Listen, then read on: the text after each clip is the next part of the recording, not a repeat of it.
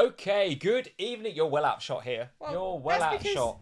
What's happened there? That's because There we go. We're better. it's still not quite right. We're better. Good evening, YouTube. Welcome back to this next episode of FPL Family. And I do mean good evening with a capital G, a capital O, another capital O, and another capital D. Come on, Liverpool. What a result that was. Who saw that coming, Sam? I'll tell you who didn't see it coming. Wildcarders. The wildcarders this week, and I'm one of them, did not see that coming. Wildcarded out Nunes, didn't I? Wildcarded out Salah, didn't I? Yeah. Wildcarded out Ben White, didn't I? I would not like to do the comparison of how my wildcard team has got on versus what I'd have just done doing nothing. Raptors done his. Raptors, oh my God, what was, because he was on Twitter earlier, I'll tell you, not giving it some. How much, what's his difference? Minus 57. Oh my God. Ah! Raptor, I feel your pain. There'll be plenty of you, guys. Minus 57. Imagine that. Tell you when what. you wildcard, and I Tell you know what. we all roll it out, don't we? You know, Oof. all content creators will say to you, when you wildcard, a wildcard is not for 1 week, a wildcard is for 2, 3, 4 weeks. But when you start your wildcard on minus 57... Yes, very that easy. stings. Very easy for you non-wildcarders to say that, I must admit. FPL Marshall was in lead. Don't be so smug. FPL Marshall, if you have a problem with me being smug, I suggest probably best you log off. I'm going to be very, very smug this evening. Many weeks, and you guys regulars will tell you this, I've been scathing of Liverpool in recent weeks. Absolutely scathing. Well, today, we were bloody brilliant, and it's one of the best results we've had. Well, possibly ever. Possibly ever. Right. It was incredible game today. So Absolutely incredible. I would just like to just take you all on a little journey of Lee's emotional... Oh, by the way, FPL has been absolute crap, by the way. We ain't talking about that. We're talking about Liverpool tonight. I want to forget FPL for a minute. I want to talk to everybody Forget FPL. about you're right. about your emotional state over the course of this weekend. So we've been away for a few days. We get back on Saturday lunchtime.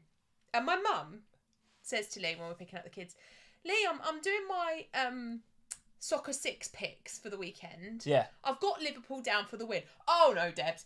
Oh no. Don't have us down for a win. No. Terrible idea. No. Change it. And then I didn't fancy us today. I'll go out there. I've said it last week. I didn't fancy us. I walk in the room and she says, Sam, what do you think? I said Liverpool win. And she was like, oh, you see, I had a Did you have Liverpool win. 7-0? So she's changed it back. No, she didn't have 7-0. She changed it back to a Liverpool win. Because trusted me more than she did you.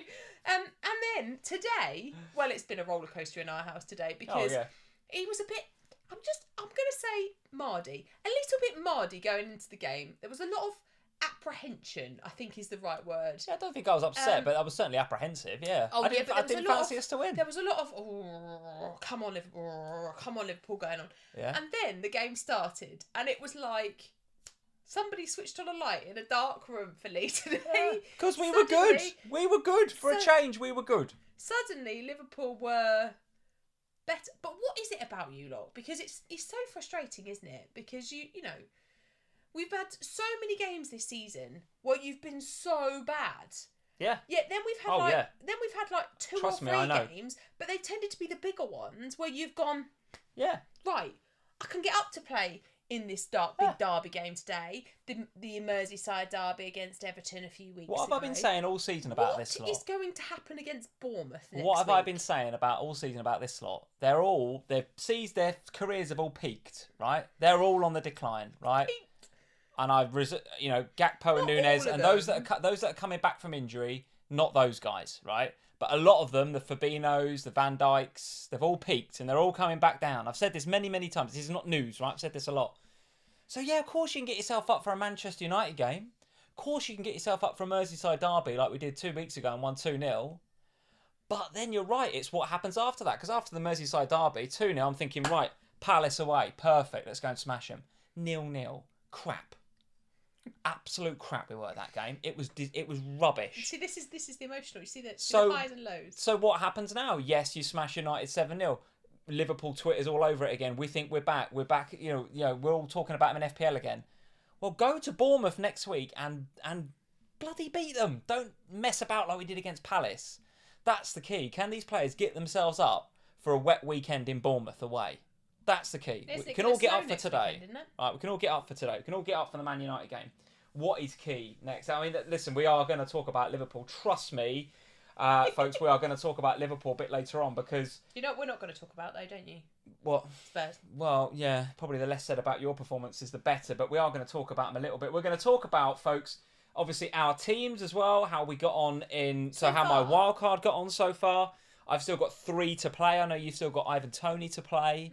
But again, another reasonable week, I think, for you. We've got to wait and see how Toney gets on, obviously. Depends on Toney, really. Depends on Toney. But we're going to talk about our teams and how we got on. We're going to talk about Brighton as well, obviously.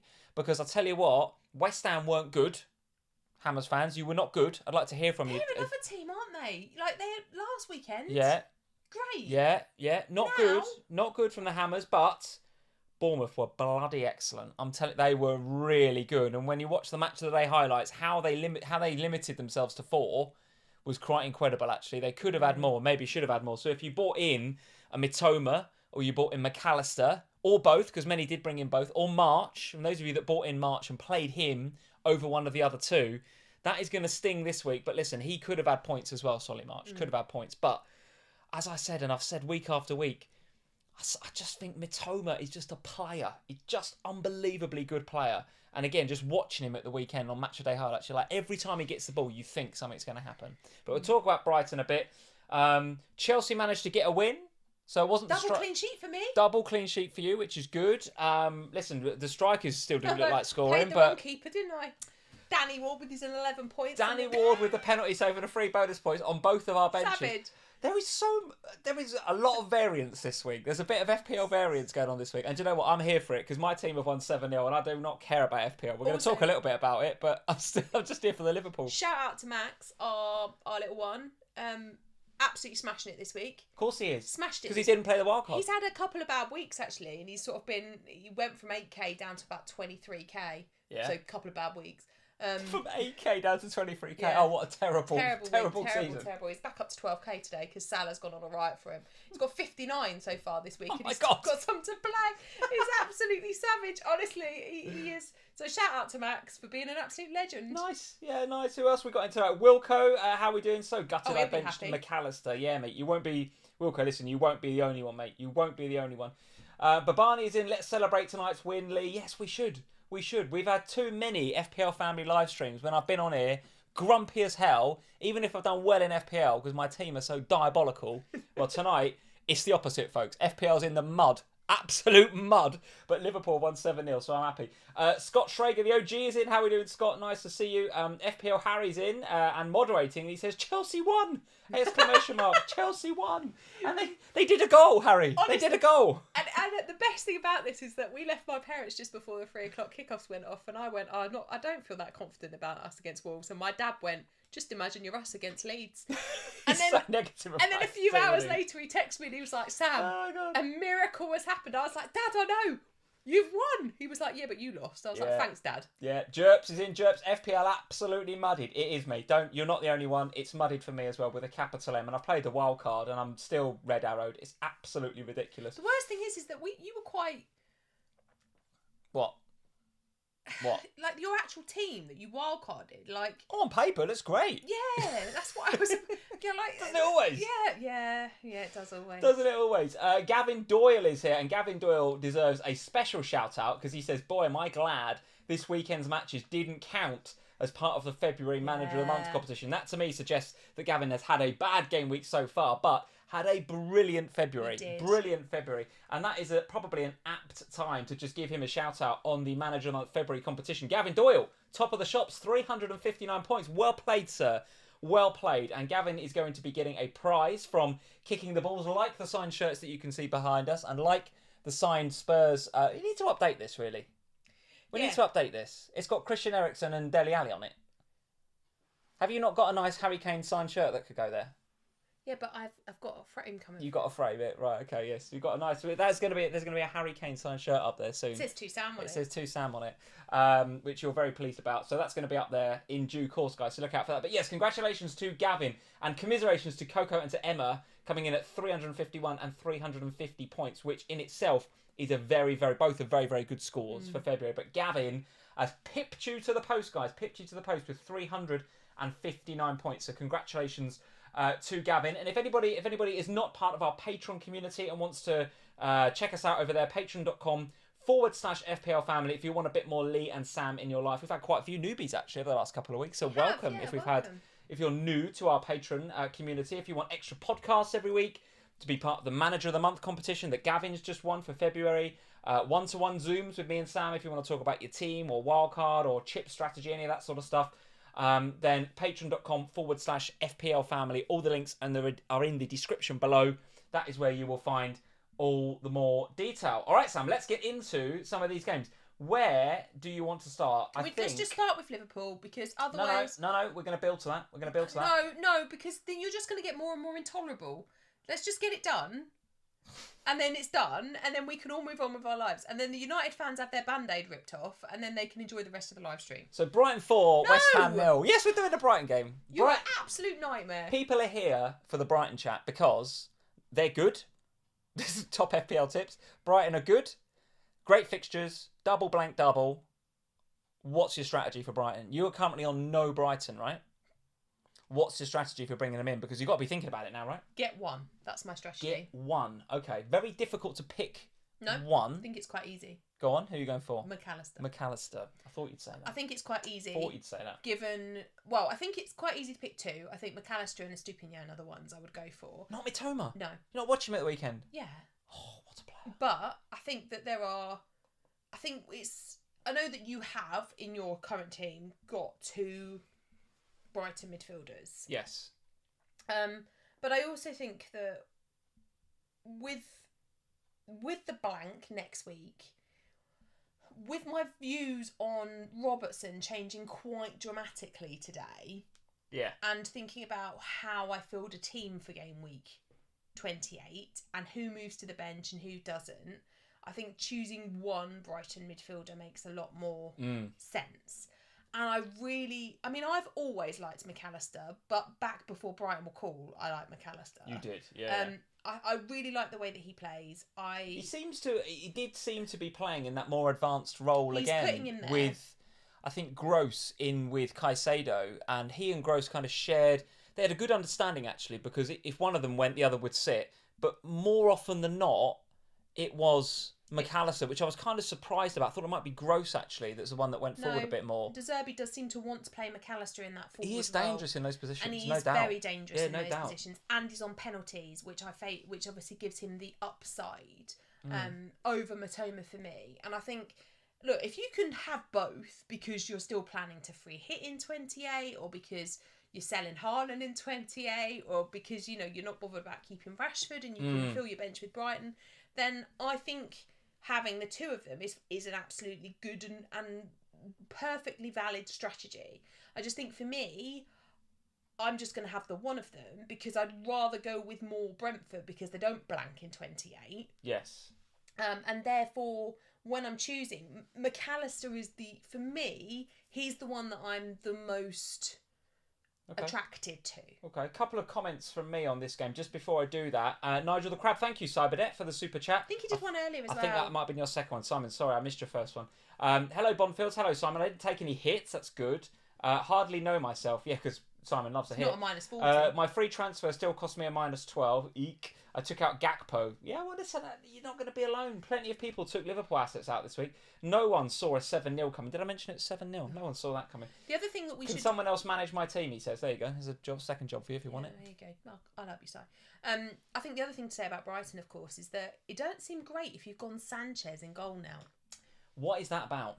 Well, De Zerbi's comments about Steele and how Steele's more of a... What did he say? Something like, he's more my type of goalkeeper. What's gone on there? If you bought Sanchez in on the wildcard last week, or this week, I should say, that's now a concern, isn't it? Yeah. Particularly if you're thinking of bench boosting over the next few weeks, because you want a playing goalkeeper on your bench. Yeah. I think it's a problem now. It is a problem, I think. Yeah, I think it is a problem. I must admit, in a sort of more macro view, I do like that from De Zerbi. I do like that. Because what he's saying is, he's obviously seen something in training, right? He's obviously seen something in training. And Robert Sanchez has been okay this season, but I wouldn't say he's been hitting some of the heights of previous seasons. And I think some of the Brighton fans even the Brighton fans were going, oh, okay, well, maybe Jason Steele isn't really a very good goalkeeper, so we'll stick with Sanchez for now. But if we had a better backup option, we'd give him a shot. Well, De Zerbi, fair play to him, he's come out and said, I'll give you a shot. He's got to keep Sanchez on his toes. But it was the comment that he said about how he's more. It was something along the lines of he's more my type of goalkeeper. It was an interesting comment. Fix my style of play or something. Yes. And I was thinking, well, that's really interesting because obviously you've been there for a while now. You've not given Steele any opportunities to show that. But now something's happened to me. It felt like something. Something had happened. Whether it's just a training. You've been really good in training. Yeah. Therefore, you deserve a shot, or whether there was something more to it. I don't know. One of the comments in the chat, Sam Vimes, thank you, Sam. Sanchez seems to kick it long more often. Yeah, I don't know if I've got any. Don't know if we've got any stats to back that up, but that does seem anecdotally the right thing. Still does play out from the back better than Sanchez does. Sanchez does go a little bit long. Yeah, maybe. Sanchez is a bit of a one for a big clearance. Yeah. Look for your forwards up top. Yeah. Whereas Steele did seem to, particularly in this game, he did seem to build from the back better. Yes. And there was a lot of passing through the defenders, likes of a Stupinian in particular, and then up through the middle. So maybe there is something in that kind of playing out from the back factor. All right, well, I'm going to ask you to rank the Brighton assets in FPL in just a second. But before we do, I have to give a shout out to a player who didn't get any FPL points. He blanked in FPL, and he's definitely not one to pick in FPL. But the best player on the pitch at the weekend was Moises Caicedo. Absolutely brilliant performance from Caicedo. There was the one bit where he was in his own penalty area, and West Ham were pressing, and he just let the ball run across his body, and then passed it out from the back into McAllister because he just knew the space was there. Honestly, this kid, he is brilliant. Absolutely brilliant. And you can see why some of the big clubs, my club included, are touting him and scouting him. Now, he's just signed a new longer-term contract with Brighton. Now, whether that means that actually he might still leave, but it's going to cost whoever wants to buy him a lot more money, or whether he is actually committing himself to a longer-term project at Brighton, I don't know. But listen, he was unbelievably good. And what's good about his performance is that it allows McAllister in particular to go and do what he wants to do, right? He's almost like De Zerbi puts his trust in, a bit like, and I hate to do Liverpool comparisons, but it's my team, so I'm going to... When Fabinho was peak, right, a couple of seasons ago, you could sit him there in front of that back four and go Hendo was going left and right covering the fullbacks, but it was Gini Wijnaldum or it was somebody else in that sort of more driving to join the attack role. Well, I think Moises Caicedo allows McAllister to go and do that, and that's why I like McAllister for next week and the few weeks coming up, right? Because Brighton have got doubles all over the place. Rank me then, if you would, the Brighton assets. So let's just go to, before we do that, the fixtures. So the reason we're heavy on Brighton at the minute is because the two fixtures that they have in game week 27, and I've sorted this by fixtures for 27, according to the Fantasy Football Scout members area fixture ticker, which we use, as you know, a lot on this live stream. Double game week for Brighton coming up next in 27. Leeds and then Palace at home. Oh my God, looks so good, doesn't it? And then a blank in 28. And then in 29, Brentford at home and Bournemouth away before it gets a little bit more tricky with Spurs, Chelsea and Man City. But double, blank, double. Rank them in terms of FPL attractiveness, the Brighton assets. McAllister, Stupinian, Matoma. They're the top three. No love for Solly March then. Would he be fourth? He'd be fourth. Right. Yeah, he'd be fourth. I think a little bit of recency bias there, maybe. Still played well at the weekend. In terms of March over Matoma, March over anybody. A lot of people bought in March last week and got a bit unlucky. March and Matoma are, in my view, quite tight. You think McAllister's the one ahead of both of them? I think McAllister's the standout pick because he's got penalties as well, and that puts him ahead. That was always a bonus, isn't it? And I think when you're looking at them in terms of positions on the pitch, movement, availability for the ball, as well as the amount of possession that they're getting and the position that they take, for me, McAllister is the standout right now. I like Estupinian because I think there's 2 clean sheets available in those 2 matches. Plus, I also think that the attacking threat that he offers means that you could get a massive haul out of him. Yeah. Noticed he was on 2 bonus points until the 3rd and 4th goals went in for Brighton, and then other players kind of take over the BPS. Yeah. He was on. He didn't, but he was on 2 bonus. Yeah. So assuming that Brighton come up against West Ham fans, better opponents than West Ham, who's defending, by the way. I mean, I don't know what Ben Johnson is doing for the goals, but for Veltman's goal in particular, I mean, what are you doing? It's just defending is absolutely terrible. But nevertheless, Brighton took advantage. But until the goals started racking up late on in the game, Estupiñán was on for a couple of bonus there. Yeah, and I think he's by far my second favourite pick. And then March Matoma, it's very close. It's really, really close because when you break down the underlying stats, there's hardly anything in it. Like, March's stats are better than Matoma's, but I think that Matoma passes the eye test more than more than March does. March's stats are better than Matoma. Is that true? Yeah, his underlying stats. Leo, I write an article for Brighton every week. Don't doubt my Brighton knowledge. I don't doubt your Brighton knowledge. I don't. So who are you bringing in for next week then? McAllister's going to be the one you bring in. Yeah, Mahrez to McAllister. That's an easy move. Okay. Then I've got to decide on, who do I go with Estupiñán for this one, knowing I create myself more problems for the week after, or do I go with a Brentford defender? Okay. Knowing that I'm not causing myself any further issues. It's a close call. Joint second for shots this week, by the way. Evan Ferguson in with 4. Yeah, I do like same as Ferguson. Nunez, same as Brennan Johnson. So potentially a little bit unlucky not to have got a goal. But you've got the Welbeck factor with Ferguson. True. And there's that slight risk of, well, it's not even slight, there's a risk of rotation and minutes across the double game week in particular. Plus, I think a lot of managers will be going Tony if they haven't already. Yeah. And then you've got Haaland sitting in the other spot. So you've only really got one spot available. Most people have got Kane or somebody in there that's already going to play in 28. So then you're going to question whether you do want to take out a player that's going to play in 28 for a player that's going to blank in 28. Or are you better off to just actually go with your Brighton players from elsewhere on the pitch? And I think that's why Ferguson's dropped down my list. Because if you'd have asked me that question about Brighton 4 weeks ago, Ferguson would have been very high on my agenda of players to buy. Yes, I agree. Either way, very good performance by Brighton. And if you haven't got any in your team, definitely, now is the time. And I think you can ride out that blank. I think you just stick them on the bench and you just accept that you're going to have them for those 2 really, really nice looking double game weeks. They're bang in form. They look great. The FPL picks are not all over the team. There's 3 or 4 you can pick from. Just get a couple. I think just get a couple. And if you are planning to free hit in game week 28, then get 3. Absolutely get 3 of them because then you don't have to play them at all in game week 28. Not going to say too much about West Ham. They were dreadful. David Moyes got long to go. I don't know. They're just he's on thin ice, isn't he? They're just Jekyll and Hyde, aren't they? He's on thin ice. Last week I thought West Ham were really good. This week back down in the pits again. It's difficult. I don't know about them. I don't know about Moyes. They're in the battle, though. Right, okay. They're absolutely amongst it. Another very good performance this weekend by Arsenal. At least it wasn't 10 seconds in. Second fastest ever Premier League goal by Philip Billing for Bournemouth after 9.11 seconds, which was incredible.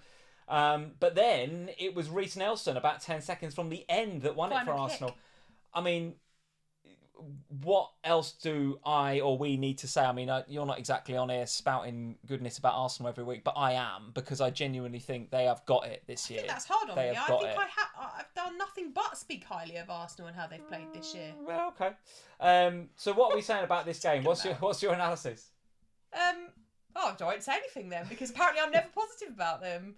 I think it's tough with Arsenal because a lot of people will feel quite upset by this result, not because Arsenal won, but from an FPL perspective, because the players that you would have expected to return FPL points just absolutely didn't. Like, you took out Ben White on your wildcard this week. Of course I did. So of course he's the one that pops up. Didn't get the start, did he? And I was like, right, that's me vindicated. Well done, Lee. Good wildcard decision. He comes off the bench and scores. And got forward like because they were down at that stage. Well, because 1-0 down. The game, yeah. He comes on and just blitzes it. He was in the box all the time, Ben White. I was like, get out of the box. The thing is now with Ben White is part of the thing with him was, maybe there's some rotation with Tomiyasu. Well, there's been rotation with Tomiyasu twice now, and both times when Tomiyasu's been on the pitch, the game's gone badly for Arsenal. Then he brings on Ben White in this one, and the game changed. Yeah. But I think, I captained Saka this week. Same. It was just one of those, right? I still look back at it and go, I think it was a risk worth taking because it was a game against Bournemouth. Arsenal won the game. It's just one of those. It's one of those things. It's just one of them FPL things. If you'd have said Arsenal were going to get 3 against Bournemouth, and to be fair, this is why many of us, like you and I, captained Saka over Haaland, because I looked at the City game and I thought, well, City are not going to blitz Newcastle. No. In actual fact, they could have had more against Newcastle. We'll talk about that in a minute. But I don't see Newcastle getting blitzed, but I could see Bournemouth getting blitzed. Now, Arsenal should have scored more than 3, no doubt about it, but they didn't. They didn't take their chances. Also, didn't see them conceding 2 either. Though. Also, didn't see them conceding 2. And if you're an Ødegaard owner, I think you are deeply unlucky. I mean, I'm looking at the Fantasy Football Scout members area right now. He is top for shots, and I actually need to get on the phone to the likes of you and Mark Sutherland at Scout and understand whether this is correct, right? Because I'm looking at... But it will be correct. It comes through from Opta. The top 5 players for Game Week 26 in terms of shots, and joint with 4 are the likes of Nunez and Evans, who we mentioned before, and Alcaraz and Brennan Johnson. First, with 11. So, like, loads more shots is Ødegaard. And actually, when you look at... There's another one down here. Crosses. Top for crosses this week. Ødegaard with 11. Touches in the opponent's half. Joint second. It was Zinchenko first. Then it was Ødegaard. And actually, when you look at the top 5 players across the whole game week for touches in the opponent's half, they were all Arsenal players. So that tells you a lot about the dominance they had and the goals they should have scored, Arsenal. But if you're an Ødegaard owner, feel a bit aggrieved that you didn't get more than just a 2-pointer this week. The thing is, when you looked at the, like I'm a big SofaScore fan when the games are on the TV, so you can get a feel for how the rhythm of the game is going. And it was all Arsenal. The whole game. You barely saw anything Bournemouth, apart from obviously 10 seconds in. And then you obviously saw a tiny little blip when they scored their second goal. But it was all Arsenal. There was nothing really from Bournemouth there. So I can't help but feel a little aggrieved that Saka, Martinelli and Gabriel brought me no points between them, or very few points between them. However, I'm not doing anything about them. I still think that they are 3 of the best Arsenal picks to have. Yes. And I think if you, I know Kelly Summers this week, her transfer was Salah to Martinelli. Oh, ouch. Which is going to be hard to take. However, I do think that having those Arsenal players in place, obviously, for Game Week 28 is going to be important and beyond. So, well, you know what's interesting about Game Week 27? We'll talk about our bus teams a bit later on. I get the feeling there's some pain coming next week for a few FPL managers that have got Arsenals, because if you look at, I think Spurs have got a home fixture against Forest. You've got City, so Haaland's going to play, obviously not going to drop him.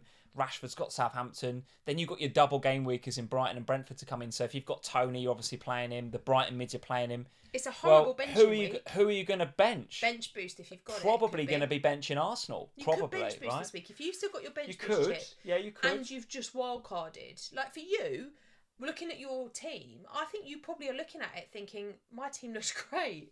Well, let's do bus teams a bit later on. But yes, bench boost is a possibility, no doubt. But I think I'm going to hold for 29.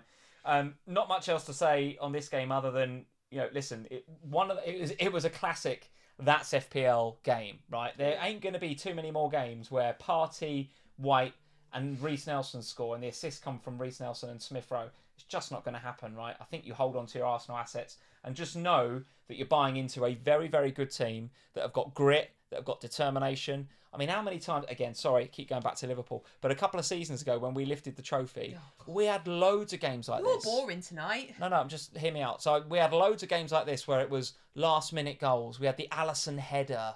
That actually wasn't the title-winning season. That's a couple of seasons ago, get us into Champions League.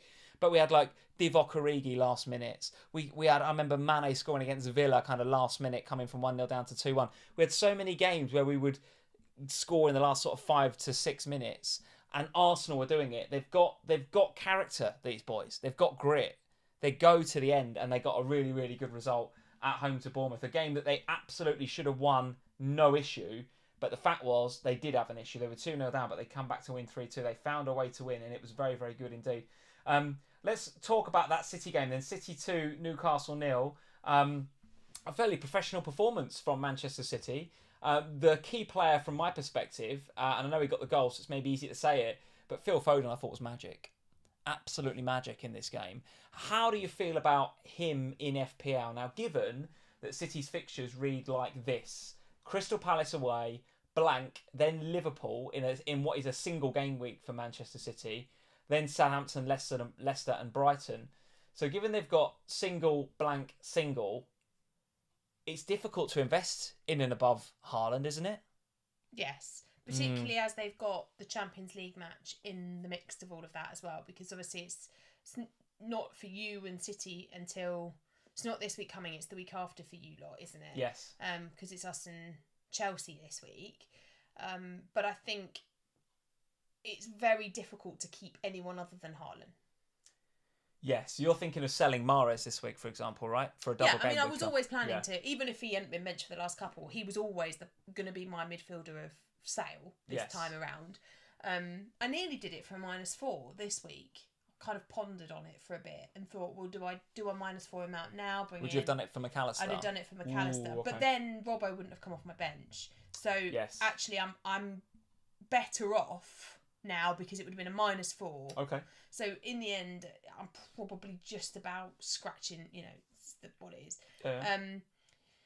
But I don't think that there's anyone else. I think, we've seen over the last few weeks that the Man City defence gets rotated left, right and centre.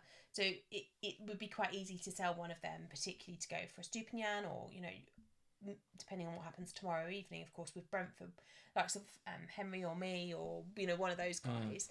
I think Foden would be I don't know if I had Foden, I'd hold him for the Palace game. Oh, yeah, I would, and then I'd sell him ahead of the blank.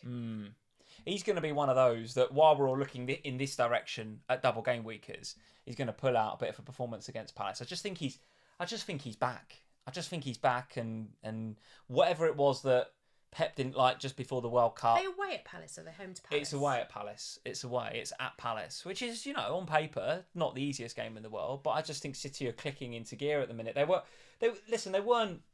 weren't amazing against Newcastle. There were periods of the game where I was picking up my phone looking at, cat videos on TikTok, because it weren't a great game, really. But they just got the job done. And at a time when they are going to have one eye on the Champions League, getting the job done in the league and beating Newcastle 2-0 at home is going to be good enough. And I wonder whether if they go to Palace and they say 2-0 up, they just see that as good enough. And they maybe take their foot off the gas a little bit. We've seen this before with City. That's why, on top of the schedule not having any double game weeks and having a blank in there, with, I think, a little bit of, maybe we go 2-0 up and then we save ourselves a bit. Maybe there's a little bit of that narrative playing into it. I'll be avoiding City, I think. Do you think, here's a question for you, and I notice there's a couple in the chat that are in this position, is selling Haaland even a thing you might consider? It's an interesting one. It's definitely interesting because... It can hurt you badly, can't it, given his effective ownership? It could massively hurt you, and also... You will want Haaland back. It's not going to be at some stage. It's not going to. It's not a question of do you get Haaland back. It's a statement of fact. Come 30, that Southampton game, you're going to want him. But not only that, they are going to double because they've got the game from 28 that needs to be rescheduled. So that's going to slot into the schedule at some point, probably 34 or 37. So depending upon where that goes, you're going to have at some point a Man City team that's got a double. And the fixtures from after the Liverpool game are nice. So you're going to be in a position where they're going to play Liverpool, which is going to be also a game they have to win if they want to stay in the title hunt, because we've seen that Arsenal aren't giving up. They could have done a few weeks ago when they were on a little bit of a downward spiral. They could have given up. They didn't. So Man City are going to have to win their games. That puts pressure on both sides for that Liverpool game, because you obviously need to win it to get any chance of getting into the European top 4 spots for next season. A good question from Catch Some in the chat, though, is saying, well, what do you gain by selling Haaland? So, okay, hypothetically, let's say, okay, I want to sell Haaland. Why?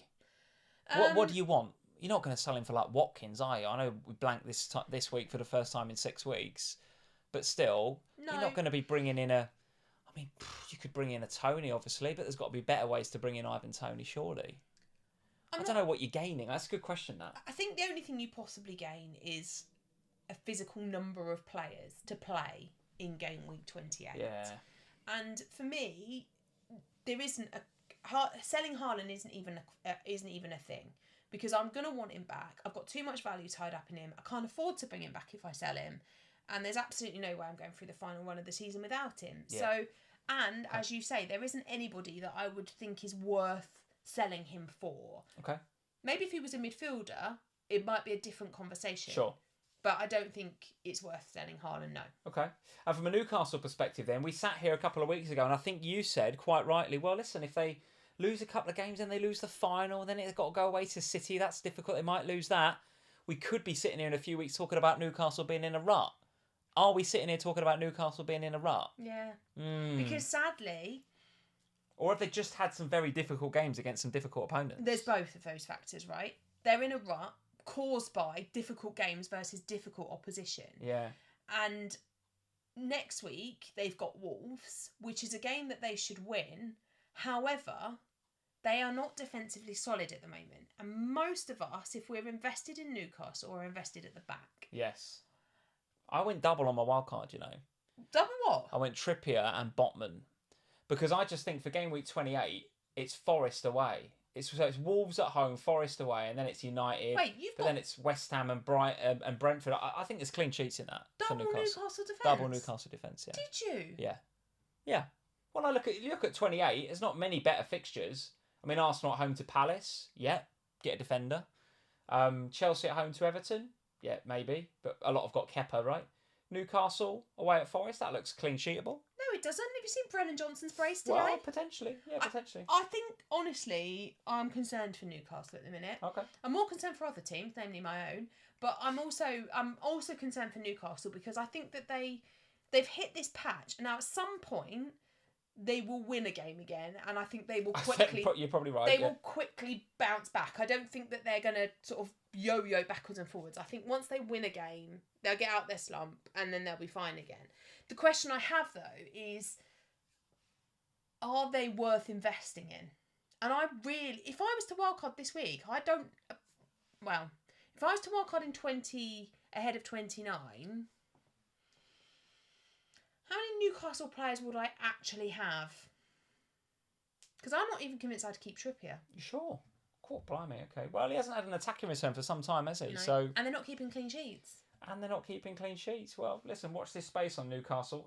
Lots to be discussed about them over the coming weeks. Let's go to your team then. What happened? Well, Antonio Conte still not there. So God. He's back now. Right, talk me through it, because as usual, Spurs fans have been hyper negative. They want the manager out.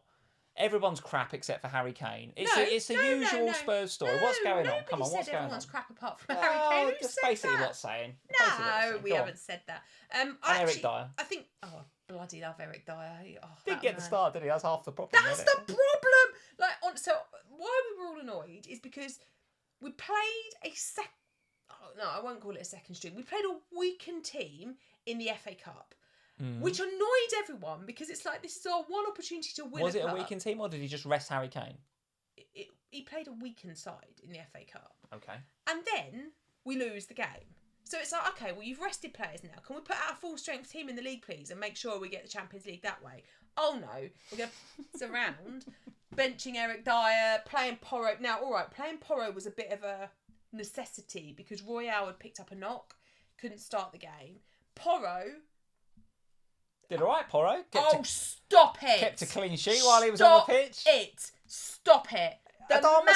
Stop it. The man is an absolute liability. I'm sorry. 3 games I've seen that boy play. 3 awful performances. Are you writing him off after 3 games? Are you a Chelsea fan in disguise? What's going on here? I'm absolutely not writing him off. But what I am saying is stop playing him until he plays better. You're writing him off? Stop playing him. Bring him on for like 20 minutes at the end of games where he can't cause any damage, because right now he's causing damage.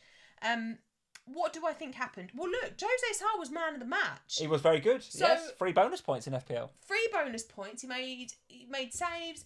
We had 2 off the bar. Like, it was one of those days. Son's 1 off the bar is very unlucky. It was one of those days, and I'm not reading a lot into it because it is one of those. We also seem to always lose against Wolves. I don't know what it's about us on Wolves. Wolves away is not an easy fixture, by the way. No, I think it's all fine. Like, if he doesn't play Eric Dyer next week, I'm going down there. to cause some grief, because when we play, if you're going to play Forster, which we have to because Luis is injured, and by the way, I thought Forster has been great for the last couple of games, then put Romero and Dyer together in front of him. Do you think Forster's at fault for the goal there? I think he is. Yes.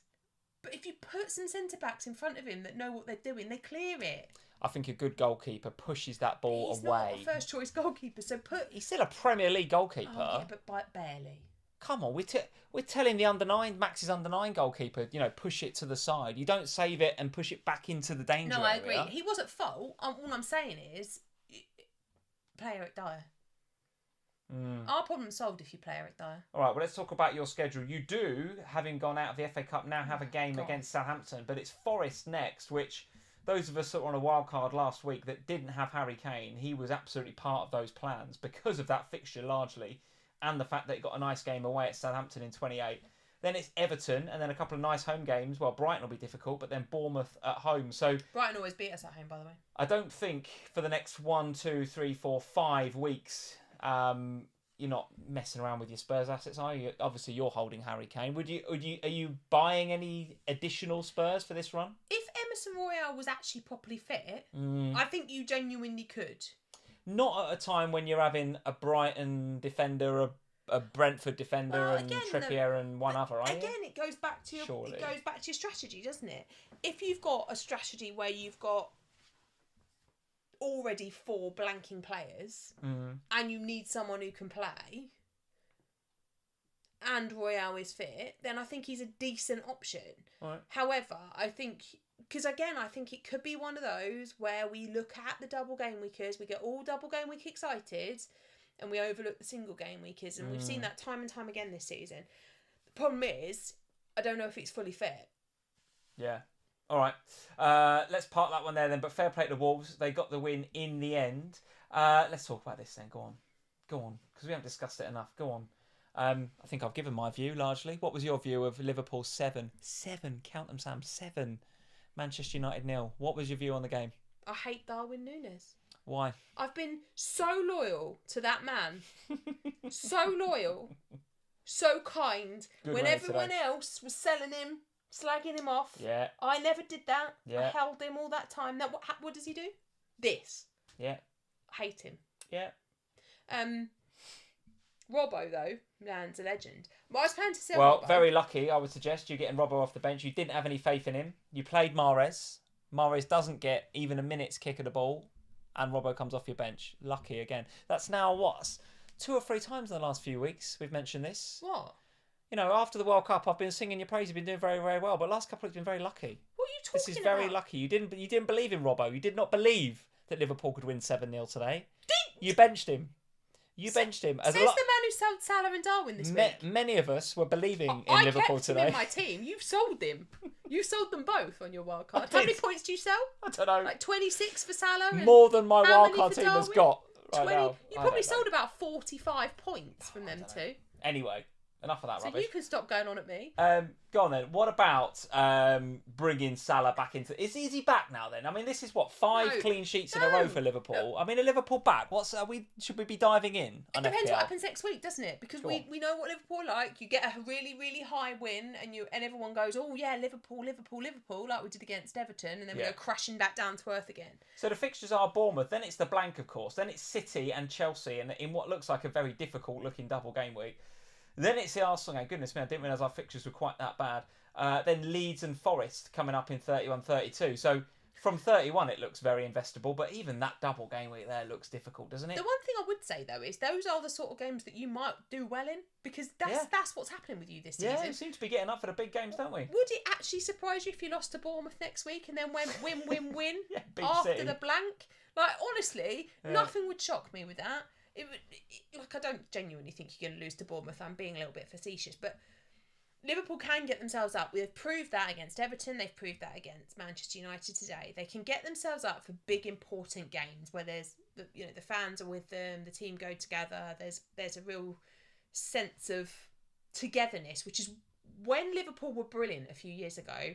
That was why, because there was that sense of we're a unit and we go and we do it together. We all together. We're part of the journey. we saw that again against Everton. We saw it again today against Manchester United. We'll see it against Man City. We'll probably see it against Chelsea and Arsenal as well. Liverpool actually going to have a massive say in who wins the title this year, because depending on what happens in those games. If it's not them. I mean, we are on a run now. Don't know if you saw the score today, Sam. 7-0 we beat Man United. Shut up. 7-0. You're such an idiot. You're not going to win the league. You'll be lucky to get fourth with the way that you've played. So let's calm down. So bitter. Let's calm down about your 7-0 win. God. We've been here once before when you beat Bournemouth 9-0 earlier on in the season. We're on the up, Sam. We are on the up. Spurs are being Spursy, doing their usual bit. We're on the up. Are you? Going that way, we're going that way. Well, you've got a long way to come up. We will pass you. We've got a game in hand. We will pass better goal difference. So we win that game in hand. You're going that way. We'll wave at you as we go past. Yeah. And then all we've got to do is get past Newcastle. Easy. I'll give you a nice big hug when we beat you in a couple of weeks' time. Goodness me. Look, I don't think you're investing in Liverpool. Even if it's a nice game against Bournemouth next, I don't think you're investing. I think if you've still got your Liverpool assets, however, if you weren't likely and didn't absolutely betray your own club by selling them all on Wildcard, then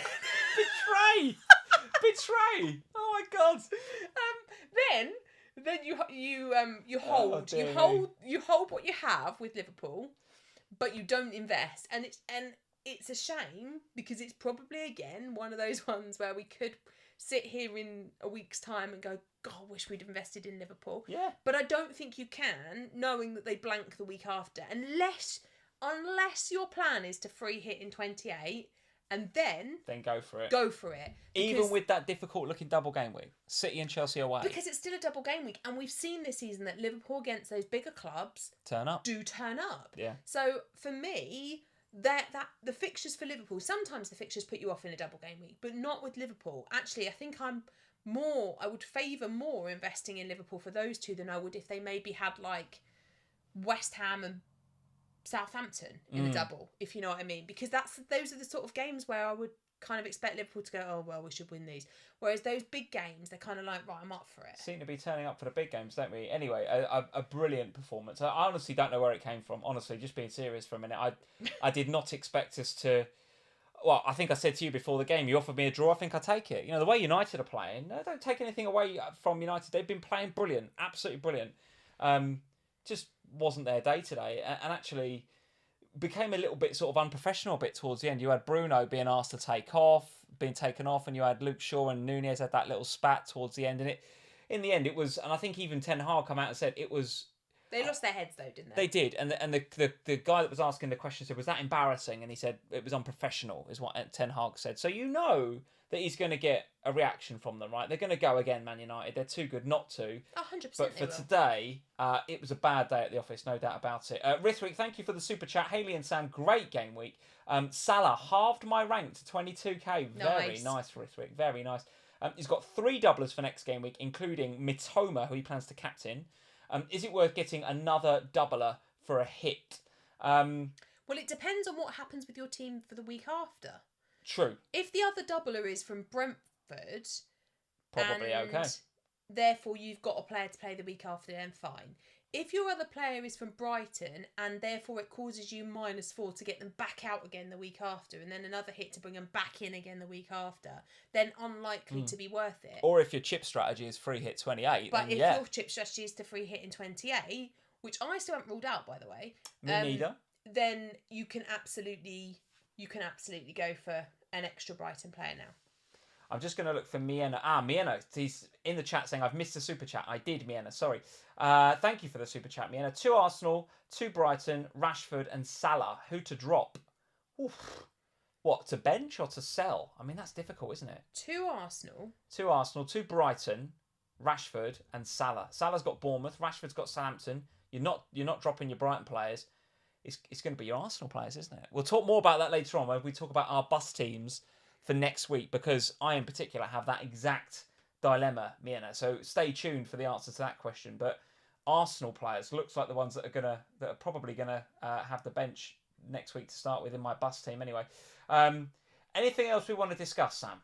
Anything else we want to discuss, or should we get on to our teams? Let's get on to our teams. Let's get on to the teams. I'm trying to think if there's anybody we need to give a shout out. Chelsea finally getting a goal and a win. Leicester not very good against Southampton. But Danny Ward with 11 points. Danny Ward with an 11-pointer on my bench is absolutely unreal. In fact, that is a good segue into... Let's do my team first. The bench is looking unreal, by the way. Danny Ward with 11 points, McAllister with 14. So if Raya and Tony decided to have a... I don't know, if they just had a bit of a dodgy lasagna the night before or something and ruled them out of tomorrow's game, that would be fine. Would be fine. Tony's got to outscore Darwin. Or he could just not play and I could have McAllister come on. That would be... I'd be okay with that. Just outscore Darwin. I would be okay with that. So benched him. What are you doing? Here's how they... Well, who are you going to bench out of that lot? Saka and Martinelli against Bournemouth, Rashford against us, or Mitoma or McAllister? You should have backed your own team, bench Rashford. Yeah, probably right. Betrayal. What's the word you use? You betrayed your team today. You've got rid of all Get everything I deserved in FPL. You've got everything you deserved. You've sold all your Liverpool players and you've played your... For a minute then, I thought you'd given Rashford an armband then. I was about to shout at you. No. You haven't. No, you're absolutely right. I'm only joking. You're absolutely right. I played the wildcard this week. It is completely in the mud and I deserve it. You're right. But you have got 3 to go. I also don't care because Liverpool won 7-0. But I am absolutely in the mud. I have got 3 to go. I've got Raya and Henry. So a Brentford clean sheet tomorrow night would be very welcome. Or Raya to be ill.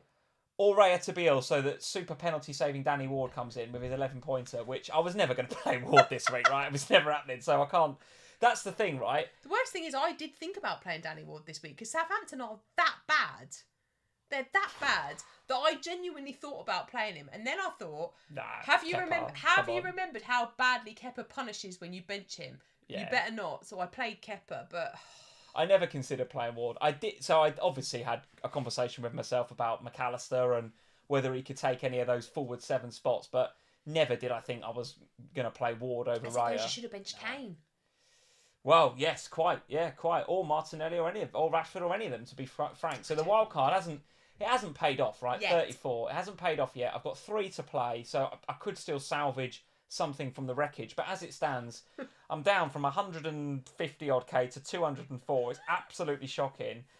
It's only Mitoma that's saving my bacon. Had I played McAllister and Mitoma, it'd be a different story, right? But I played just Mitoma. I actually don't like. I've seen some wildcards where it's this mud that I've got, but with March and not Mitoma, and it's like 20-something points. There are wildcarders that are on 20-something points, and it's absolutely horrendous. Saw Arsenal scoring 3 goals, but didn't think I'd get nothing from Gabriel, Saka and Martinelli.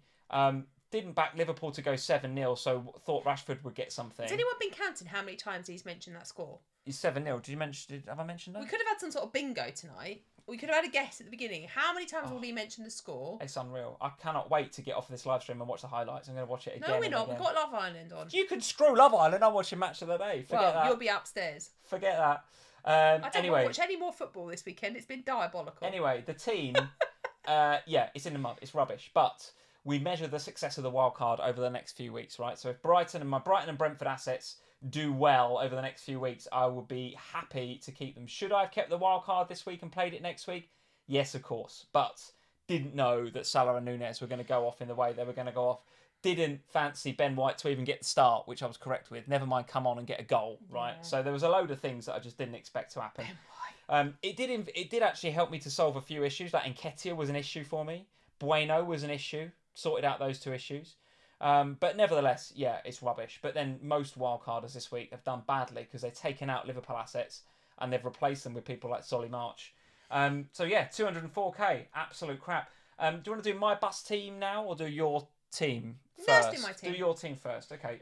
So right now, Sam, a red arrow, your first one for some time, but you still have Tony to go. So talk us through it. Yeah, I think I need Tony to get more than 9. Right. And the arrow would go green. Right. Okay. So actually, I mean, hopefully you can do that. It's not bad. You're still beating the wild card. I mean, I was on 34 with a wild card. You're on 36. I don't feel too horrendous about it, given I sold Darwin this week. Yeah, but it's tragic though, isn't it? Your double Chelsea clean sheet. You've got your Robbo Jam off the bench, but apart from that, it's not looking that good, is it? No. But same as everybody else. But everybody's in the same boat. Yeah. And particularly if you've wildcarded. I mean, that's the thing. When you were saying before, your wildcard's in the mud, I was thinking, well, yeah, and that makes sense because my team's not that far away from what a lot of people were wildcarding towards. Yeah, sure. So it doesn't surprise me, therefore, that my team is not done that well this week. I mean, at the end of the day, at some point, a red arrow was inevitable. You're never going to get... That would have been your 11th green in a row. As much as I would like to have 11 greens in a row, it's never going to happen. Well, it still could happen, I suppose. We live in hope with Tony. However, I think when I look at them, I would still, I think just about, even now on reflection, still go with Saka as captain because it was Bournemouth. And if you looked at the results this week, you would have gone, oh yeah, well... They've got 3. Saka, Martinelli, they'll be part of that. No. So my Chelsea defence actually doing me really proud, apart from Danny Ward. These 11 points on the bench. I couldn't believe when he saved that penalty. I just laughed when he saved that penalty. The thing is, you said it was going to happen, didn't you? You were like, oh, don't know why. I just felt like he was going to save it. And I was like, oh gosh. This week had been so like classic FPL, even before the 7-0. It was like so classic FPL. I just thought he's going to save this, Danny Ward. He's on everybody's bench. Yeah. He's going to save it. And he did. So yeah, it's not been the best week, but it's not been the worst week, and there is still hope because of Ivan Toney. There is Ivan still to go. Let's talk about our bus teams then for next week. So here's how my fairly newly wildcarded bus team looks like for game week 27. So I've got my 3 Brentford sitting there. I've got my 3 Brighton sitting there. I've got Rashford and Saka obviously going to play. Haaland and Kane, I can't drop them. And Trippier's going to play against Wolves. So the long and short of that conversation is I'm benching Martinelli, Gabriel and Botman at home to Wolves. That does not feel great at all. At all, to be honest with you. Sorry. And Danny Ward at home to Chelsea. The way that Chelsea are playing right now, I might even fancy him for a clean sheet. Yeah, who are you benching? Martinelli, Gabriel and Botman. And Danny Ward. I mean, if I wasn't going to bench boost in 29... There's a case for it there, definite case for it. I just think in 29 I'm going to try and get as many doublers out as I can, including doublers on the bench. So I'm going to get even more games out of them in 29. I've got to hold my nerve here, haven't I? But I'm setting myself up for pain, no doubt. There's going to be some pain here. Benching Martinelli and Botman at home to Wolves, asking for trouble now. Asking for trouble. But that is the nature of wildcarding now. That's wildcarding last week. I knew this was going to happen. Because I'm setting my team up. I've got the bench boost. So I'm trying to get a 15. And this is what's happened. You get to game week 27 and you've got problems. I tell you what. The 2 players that I'm considering dropping to the bench and playing either Martinelli or Gabriel is either Haaland or Kane, you know. It's entirely possible. Stop it. It's entirely possible that I bench Haaland or Kane. No, you're not going to, though. That's a ridiculous... Why not? Well, you're not going to bench Haaland against Crystal Palace. Probably not. You're not going to bench Kane at home to Forest. I might. Well, you deserve all the pain you get. If you bench Kane at home to Forest... Kane or Martinelli for the start. Get in the chat. Let me know. Get in the comments. Bench Harry Kane, game week 27. That is a perfect bench boost team. You are insane. Whatever you do here... can only end in tears. And I'll enjoy your tears. Game week 29 is going to be... If I bench Kane, you're going to go mental, aren't you? If you bench Kane... Bench Kane out to Forest. To be fair, I'm happy for you to bench Kane, because every time you've owned Kane, Kane's blanked. So you bench him, and then we'll all benefit from the 3-goal haul. Might even bench him for Botman, to be honest. Great. You do that. I'm benching Trippier. Well, I think benching Trippier is I think a mistake. I think home to Wolves, he's bound to get something, isn't he? I don't know. Listen, I don't know what I'm doing yet, guys. It's the bench boost. I mean, surely the chip. Kane at home to Forest. The chip was surely made for weeks like this. Surely, I'm looking at it and thinking it's got to be bench boostable. But 29. If I look at my team in 29, it looks really good, and there's lots of doublers, and you're gonna want a bench boost. I think in 29. I think. I don't know. It's how big do we think Arsenal are going to go against Fulham away? Benching Martinelli and Gabriel doesn't look good at all, does it? It's not a good look. But anyway, that's my team. I knew I'd have a problem this week, but it's set up pretty nicely. In terms of transfers and captaincy, not planning to make a transfer, right? Why the hell would I, frankly? I've got 3 players on the bench that I'd like to play. Never mind make a bloody transfer. So I'm not going to make a transfer. That is going to roll into 28 when I'm... What are you doing about 28? Well, I'll have 2 free transfers to move some stuff about, won't I? Toma, McAllister, Estupinian, Haaland, Rashford. Yeah. 5. You'll be all right though because you got 2 frees. So I've got 2 frees, so I can move some stuff about. Bring them back in again for their doubles the week after. Well, maybe. Yeah, maybe. And maybe it's that I move out one of the Brighton lads to, I don't know, Man United midfield or something. Oh no, because they blank as well, don't they? United. Well, get Gakpo or something then. Right? Oh no, we blank as well. I don't know. I haven't thought about it yet, Sam. But game week 27, that is where I'm at right now. It's set up, because I did it this way for the wildcard, set up nicely for 27, although I'm expecting some benching pain. And it's set up nicely for the double in game week 29. Not planning to free hit currently in 28, unless I have a raft of injuries, right? If, I don't know, if Tony and Matoma get injured, tomorrow we're in trouble, and then I've got to play him a free hit. But right now, not planning to free hit in 28. I'm going to plan to ride that out and bench my Brighton, and I'm going to bench my Rashford and my Haaland and take it from there. Overall rank 204k. Yeah, this week FPL is absolutely in the mud for me. A big red arrow, and I don't care because we won 7-0. Sam, what is your bus team looking like for next week? Well, I don't have quite so many benching headaches as you, because I'm quite happy to put 0. James Tarkowski on the bench. James Tarkowski is 3rd bench. How the mighty fall. 0. That's why James Tarkowski takes 3rd spot on the bench. Do you know what? Before I wildcarded him out this week, and a lot of FPL managers jumped on him in game week 25, didn't they? There was one key thing we were overlooking, and do you know what that was? What, he plays for Everton? Everton are crap. Yeah, that is one key. You could look at as much stats as you want, but Everton are still crap. The thing is, what really annoys me about James Tarkowski is that I only need him to get me 1 point when he plays. Just get 1 just 1 point. I'm not even asking for that much. Yeah. Just get 1 point. No, he keeps conceding more goals and then getting yellow cards. Stop it, James. Just 1 point. I'm not asking for a lot. He's going 3rd on the bench, which, guys, means 100% that Everton are going to keep a clean sheet and he's going to score. He's going to get 15 points on the bench. Nailed on. The rest of my team, I would not think about benching my Arsenal players if you paid me, Lee from FPL Family, because I think that they will absolutely do Fulham over in that game. So they will, especially without Paulinho. Fulham haven't got Paulinho. Yeah, and Partey's back for Arsenal, and that's massive. Why am I benching Gabriel? I don't know what you're doing. You're an absolute nutter. So anyway, there you are. I also wouldn't even dream of benching Harry Kane, because also you're a nutter. I think he's got my vice captain's armband actually in my bus team. Why have you done that? Ian B is in the right. So Ian B is in the live chat. Why have you done this, Ian? Lee, if you'd have missed the deadline, so if I'd have not wildcard and just done nothing this week, I'd be on 74 with Andreas to play. Ian, why have you done that? But he says, but I know you don't care because you won 7-0. Correct, Ian, correct. Yeah, but the thing is, Ian, they'd have still won 7-0 regardless of whether Lee had played his wildcard or not. So he could have been sitting here on 76 points with a 7-0 win. And can you imagine how happy he would have been? Imagine Liverpool win 7-0 and I get 74 in FPL this week. Instead, he's not been disloyal, sold all of his Liverpool players. Betrayed my boys. Betrayed them. I mean, they've punished him. So my plan this week is to buy McAllister for Mahrez. Too many M's. Easiest transfer of the season. So that's going to happen. And then I've got to decide. And so at the moment, I am very, very, very undecided about my chip strategy. And I need to sit down. The wild card is still in play, but you don't need it. I mean, look at it. You don't need it. The bigger question is when am I free hitting?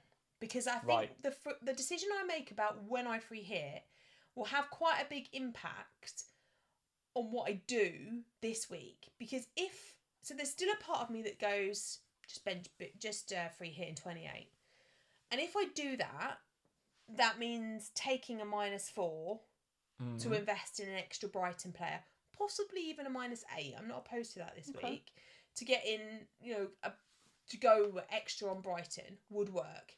The other thing that I have in the back of my head is not to do that, to play through game week 28, but that means possibly not having as many Brighton and Brentford players in my team as maybe would be optimal. Having said that... What is optimal nowadays in FPL? What is optimal playing your wildcard this week, wasn't it? Well, having said that, when you then look at the team that I have got around Brighton and Brentford, they've got nice fixtures. So I'm definitely going to have one from each side. The question is, do I go with more than that? And it's going to very much depend on what my chip strategy is. There is a part of me that thinks a wildcard now wouldn't benefit me that much. I don't think that there's enough changes I would want to make, because like Robertson before today was an easy sell, but now you're playing him. I want to keep You're going to play Batshuayi over Trippier, by the way? No. Yeah. No. At the moment. Shut up. Yeah, but Batshuayi over Trippier. Stop it. You've got Martinelli on your bench and you want to talk to me about benching one player? There is no way you're playing double Chelsea defence and benching Trippier. I am at the minute. Oh, give over. Rubbish. Go on, talk us through the rest of your team then. So I think what I'm going to need to sit down tomorrow when I'm on my train, and I'm going to understand what my teams look like over the next few weeks and try to work out when I'm going to free hit. My current thinking is that I'll probably risk not having loads of Brentford, but loads of Brighton. So just for the sake of the podcast, because I appreciate the podcast listeners are going, read your bloody teams out. You've got Kepa, Gabriel, Robertson, Batshuayi currently. Saka, Rashford, Martinelli, Mahrez, which will become McAllister. Haaland, Kane, Tony, with a bench of Ward, Trippier, Andreas and Tarkowski. Yeah. Whereas my bus team, let's just go back to that for a second. Sorry, YouTube viewers, but for the sake of the podcast, Raya in goal, Trippier, Henry, Estupinan, Saka, McAllister, Rashford, Mitoma, Haaland, Kane, Tony. So the key difference between you and I, and the fact is the fact that I wildcarded last week, and I've got more Brighton and Brentford coverage than you've got, but you've not put yourself in a stupid position where you're benching the likes of Martinelli and Gabriel, right? And you're benching instead the likes of Tarkowski and probably Batshuayi, which seems far more sensible. I'm not benching Batshuayi. I think for me, the questions that I have are literally based around chip strategy now, and it's working out where these chips go. At the moment, my current plan still is to wildcard ahead of game week 29, to optimise the double game week, to make sure that I have a team that's got as many doublers as possible, because also at that point we'll understand what the semi-finals of the FA Cup look like, therefore what game week 32 looks like, so I can really build my team around that. But it leaves me then with a quandary about the free hit, and you could save it for like 32, 33, can't you? That's perfectly safe to save it until then. Absolutely. Can save it till then. It's going to be a difficult little game week to navigate, potentially. 32? Well, there's only going to be 2 games tops missing. Yeah. So it's not really going to be that hard to navigate, unless it's like... Could be handy, though, to free hit if you want to save it. It could be handy. I don't have any real desires to play. I mean, I think the reality is, I think this is this week. It's the lack of Brighton currently that's my issue. But I will have McAllister. I can go Estupinan, but it causes me an issue for the week after. So I just have to decide which way I want to go with it. My current thinking is I will probably just do Mahrez to McAllister, because I do like the way the rest of my team looks for this And from a captaincy perspective, you're currently bus captained on Tony, but if McAllister comes in, could he get it? Maybe. Okay. Maybe, yes. The midfielder thing, because they both got pens. Yeah. So there isn't that difference. I mean, obviously, also depends what happens tomorrow night, because Tony gets injured tomorrow night, then the whole thing's out the window. Yeah, totally. So I'll need to really kind of carefully consider how I'm managing out my team. But yeah, it will be Tony or McAllister with the captain's armband. I probably just lean towards Tony because I feel... how he performs tomorrow, though, right? Yeah, because I feel like at Brighton there's a lot more of them that could share the goals, whereas at Brentford, if Brentford score a lot, you'd think Tony would be part of it, although I thought Saka would be part of Arsenal, so couldn't be more wrong there. Yeah, well, Arsenal the same as Brighton, they share it around, don't they? You're right, Brentford, it's Tony's the goal scorer, right? He's the one that gets the goals.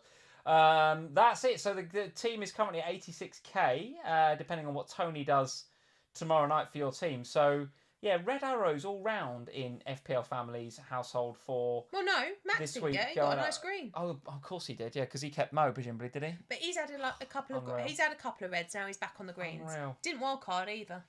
Didn't wildcard. Still Kept bench Mo. boost left. What's his overall rank now? 12k. I don't know why I bother. Why are we bother doing this? He just picks the players he likes. He likes Mo Salah. I'll keep him in my team. He just didn't want to take a hit to take Salah out. Jeez. Was he 12k? He's got Matoma. Oh my God. Of course he has. Unbelievable. He's got Tony tomorrow. He's still got Tony to play. Well, listen, I'm He going to didn't go. Nketiah to Tony this week. That was his transfer. Oh, nicely done, Max. Nicely done. It's about time he got on here, I suppose, and one of us could disappear. Probably me. So thank you all for joining us tonight on FPL Family. Sam, what have we got coming up this week?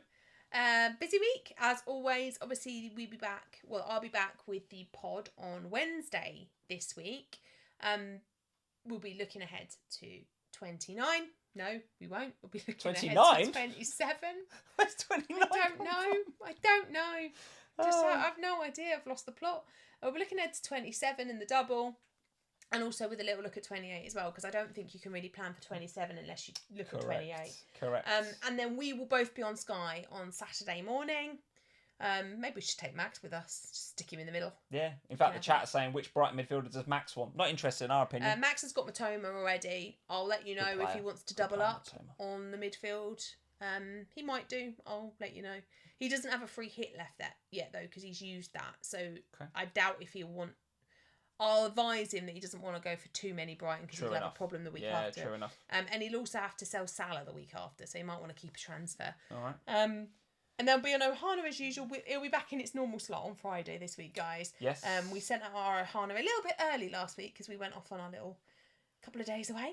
So that'll be back in its normal slot next week. There we go. But of course, there's also Champions League action this week as well. So we've spent a lot of time today talking about Brentford playing tomorrow, but let's not forget that Chelsea and Spurs have Champions League action. Yes, absolutely. midweek. So keep an eye on the Champions League action as usual. The FPL family advice is take it easy on those transfers. Wait for the European games to play out. And of course, if you're holding a Tony or like me looking for a double Brentford clean sheet tomorrow, that would make a big difference to my game week if I could get clean sheets out of Raya and Henry. It really would. Guys, thanks for joining us tonight on FPL Family. Commiserations if you wildcarded Nunez and Salah and everybody else out your team and Ben White like me. If your FPL is absolutely in the mud, then don't worry, folks. Don't worry, because Liverpool won 7-0 against Manchester United. You're off to watch Love Island. I'm off to watch the highlights and then probably match of the day as well. Does anyone want to come and live here and I'll come and live in your house? Cheers, guys. See you later. Bye, guys.